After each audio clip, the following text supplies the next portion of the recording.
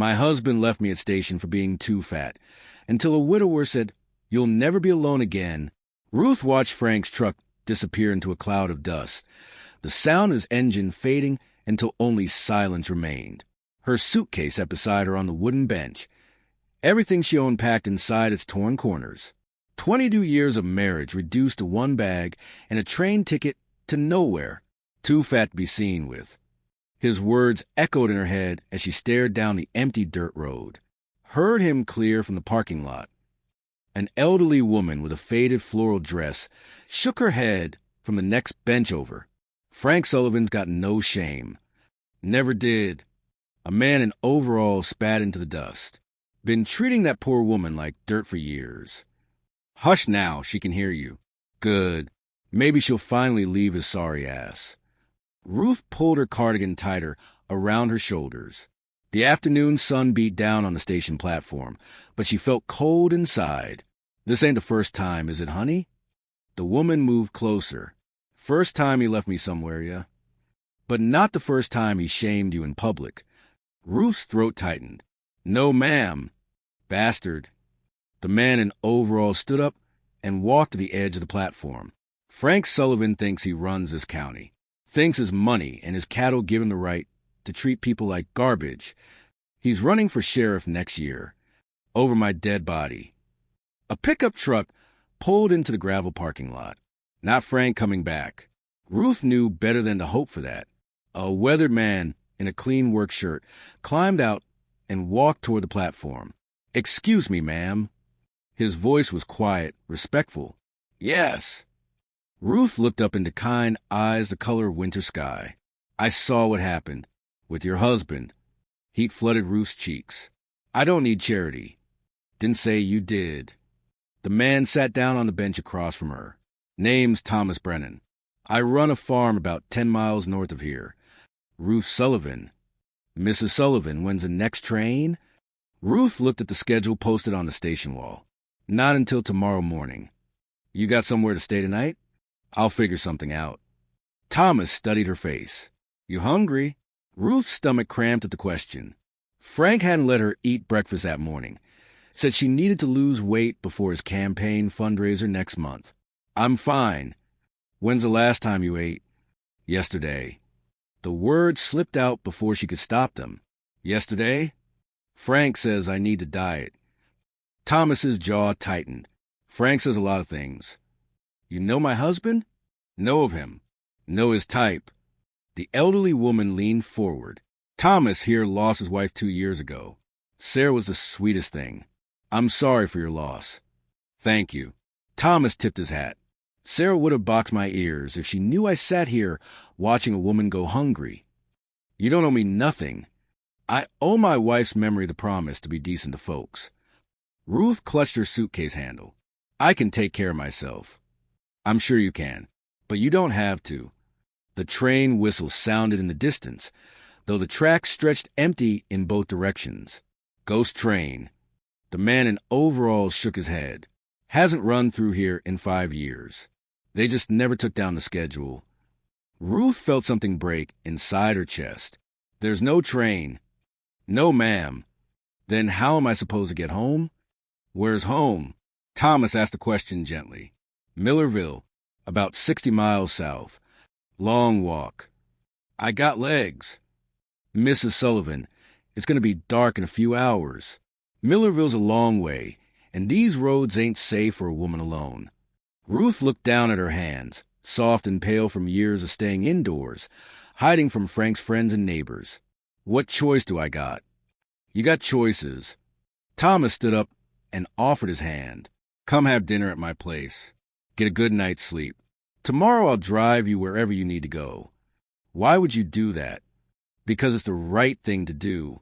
Ruth studied his face, searching for the catch, the angle, the price she'd have to pay. "What do you want from me?" "Nothing. Nobody helps for nothing." "Some people do." The elderly woman nodded. "Thomas is good people. Honey, his Sarah raised him right." Ruth felt tears threatening. "I don't understand." "Understand what?" "Why you're being kind to me. Frank says I'm worthless. Says I'm too fat and ugly for any decent man to look at. Thomas's eyes flashed with anger. Frank's a liar. He's my husband. He's a bully. Thomas picked up Ruth's suitcase without asking. Mrs. Sullivan, every person deserves to be treated with dignity. Your husband forgot that. Doesn't mean the rest of us have to. Ruth stood on shaking legs. I don't know you. That's okay. I know enough for both of us right now. He walked toward his truck, carrying her suitcase like it weighed nothing. Why are you helping me? Thomas opened the passenger door and looked at her with genuine compassion, because nobody should have to face the world alone. Thomas's truck rolled down the dirt road away from the empty train station. Ruth sat pressed against the passenger door, her hands folded tight in her lap. The countryside stretched endlessly on both sides, fields of corn and pastures dotted with cattle. How long you been married to Frank? 22 years. Long time. Too long. Thomas glanced at her. When did it start? The cruelty? Yeah. Ruth watched the hawk circle overhead. Right after we got married. Soon as he knew I wasn't going anywhere. Why'd you stay? Was I going to go? Thomas turned onto a narrow farm road marked by a weathered mailbox. Anywhere would have been better. That's easy to say when you got money and options. You're right. I'm sorry. They drove in silence until Thomas's farm came into view. A white two-story house with a wraparound porch. Red barn in the distance. Vegetable garden behind a picket fence. It's beautiful. Sarah designed it. Set a home should feel like a hug. Your wife had good taste. She had everything good. Thomas parked in the driveway and carried Ruth's suitcase to the porch. I'll put you in the guest room. Bathroom's down the hall. I can't pay you. Didn't ask you to. Inside, the house felt lived in but lonely. Photographs covered the mantel, all showing Thomas with a petite woman who had kind eyes and a warm smile. That's Sarah. She was pretty. She was everything. Thomas set Ruth's suitcase by the stairs. You hungry? Starving. Good. Sarah always said food heals what words can't. In the kitchen, Thomas pulled leftover pot roast from the refrigerator. Ruth sat at the wooden table, surrounded by the smell of home cooking and the memory of a woman who'd been loved. How did she die? Thomas stopped cutting the meat. Cancer, officially. Officially? Really? She died because Doc Morrison wouldn't treat her without payment up front. Ruth felt ice form in her stomach. Doc Morrison? You know him? He's Frank's golf partner. Thomas's knife hit the cutting board hard. Course he is. What do you mean? Frank and Morrison and Sheriff Brennan and Judge Carter, they all run in the same circle. Thomas heated the pot roast in a cast iron skillet. The good old boys. They protect each other, cover for each other, make sure nobody challenges their power. Challenges how? Sarah tried to file a complaint against Morrison. Said he violated his oath to do no harm. What happened? Judge Carter threw it out. Sheriff Brennan said it was a civil matter. Frank Sullivan, who sits on the hospital board, made sure no other doctor would see her. Ruth watched Thomas's hands shake as he served the food. By the time we found a doctor 2 counties over willing to help, the cancer had spread everywhere. I'm so sorry. Took her 3 months to die. 3 months of pain that could have been prevented. They ate in silence, the weight of loss heavy between them. Why are you telling me this? Because what Frank did to you today wasn't random cruelty. Ruth looked up from her plate. What do you mean? He's running for sheriff next year. I know that. He needs to clean up his image. Can't have a fat wife embarrassing him at campaign events. The words hit Ruth like a physical blow. So he dumped me. So he eliminated a problem. I'm not a problem. I'm his wife. To Frank, you're the same thing. Ruth pushed food around her plate, her appetite gone. 22 years. 22 years of him tearing you down, so you'd never believe you deserved better. Maybe I don't. Maybe you do. Thomas reached across the table and touched her hand. Sarah made me promise something before she died. What? That I'd fight back against the men who killed her. How? However I can, starting with helping you. I'm nobody. You're Frank Sullivan's wife. You know things. Ruth pulled her hand away. What things? Business dealings, conversations, meetings in your house. Frank never told me nothing about his business. Didn't have to. You were there. You heard things. Ruth thought about all the late-night phone calls, the men who came to the house for drinks and cigars, the envelopes of cash Frank kept in his office safe. Maybe. Sarah wrote letters before she died, dozens of them, said she wanted to leave something behind that might help other people. Thomas walked to the cabinet and pulled out a wooden box. She wrote one for you. For me? She didn't know me.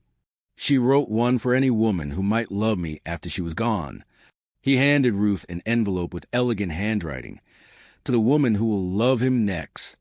Ruth's hands trembled as she opened it.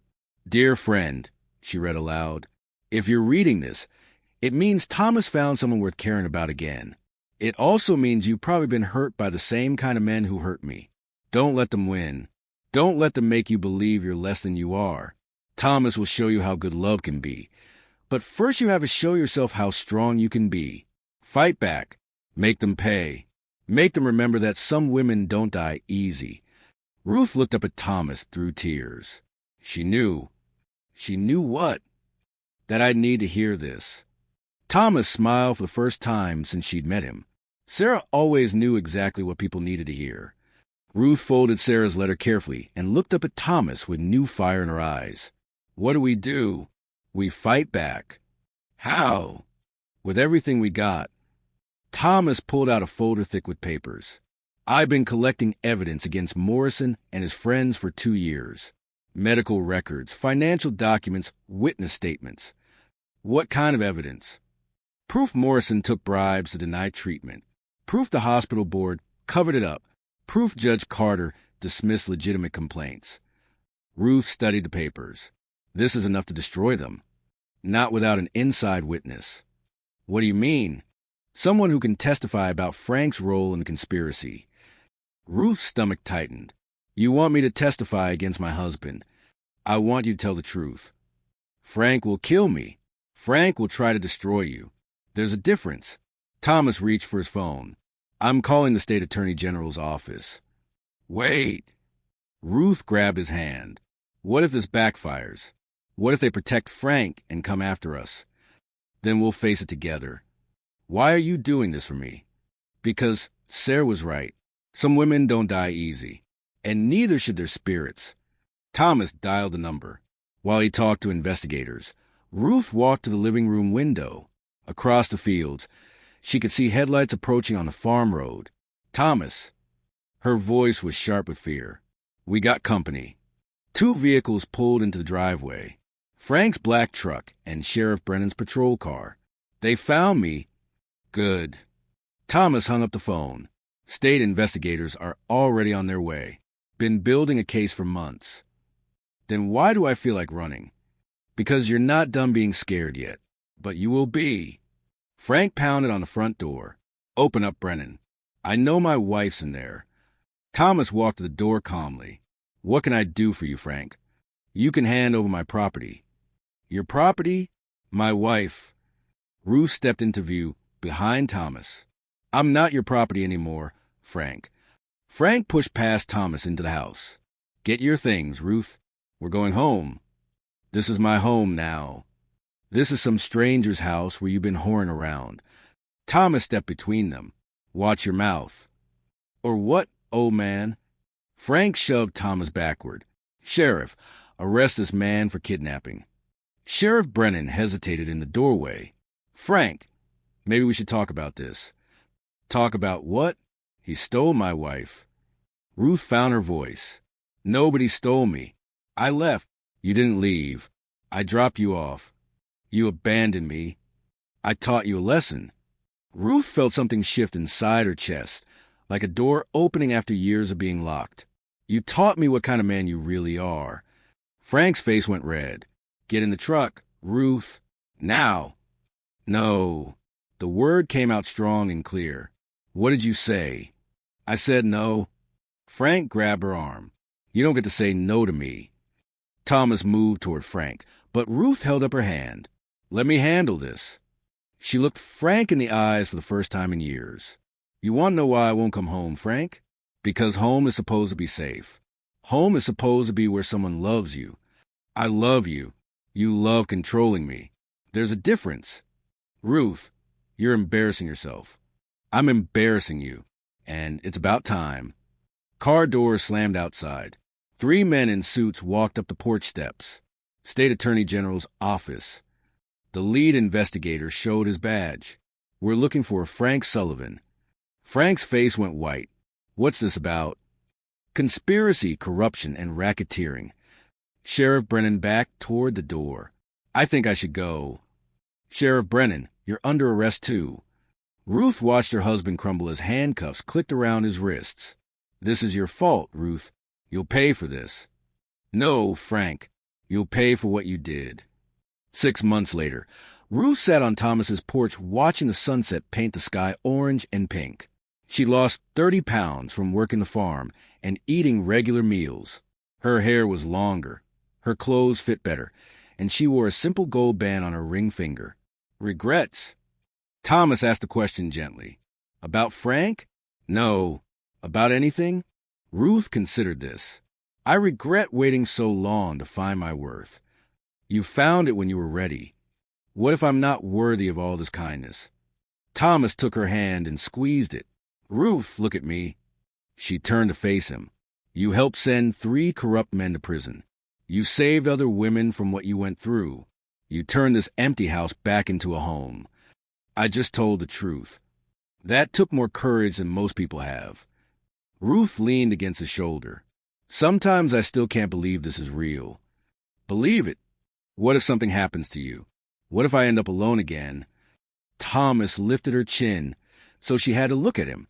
Ruth, listen to me. You'll never be alone again. Promise? I promise. And neither will I. The sun disappeared behind the mountains, and Ruth understood that some endings are really beginnings, and some women really don't die easy.